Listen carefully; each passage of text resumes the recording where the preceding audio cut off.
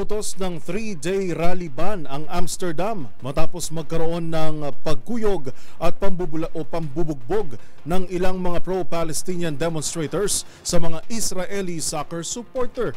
Yan at ang iba pang mga napapanahong balita mula sa iba't ibang panig ng mundo sa Global Headlines Report ni James Galange. Balita mula sa Netherlands. Kinuyog at binugbog ng ilang mga pro-Palestinian demonstrators ang ilang Israeli soccer supporters matapos sunugin at sirain ng mga ito ang bandila ng Palestine sa gitna mismo ng isang soccer match. Dahil dito, nag-utos ang korte ng Amsterdam ng 3-day rally ban upang maiwasan ang paglala ng kaguluhan. Sa kabila ng direktiba, nagpatuloy pa rin ang ilang pro-Palestinian rallyists na siyang nagresulta sa pagkakaaresto ng Dutch police na aabot sa 50 rallyista.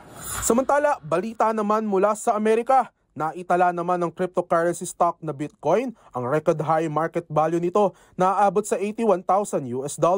Bunsod daw ito ng pagkapanalo ni President-elect Donald Trump na nooy nagkampanya ng mga fiscal policy na pumapabor at pinagkakatiwalaan umano ng mga foreign traders.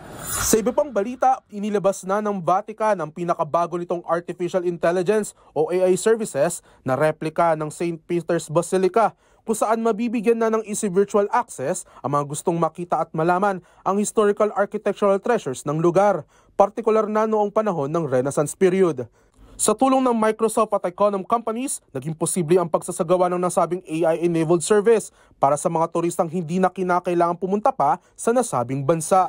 At iyan ang mga pinakamaiinit at napapanahong balita sa iba't ibang panig ng mundo. Para sa MBC TV Network News, ito si James Galange, una sa Pilipinas, una sa Pilipino.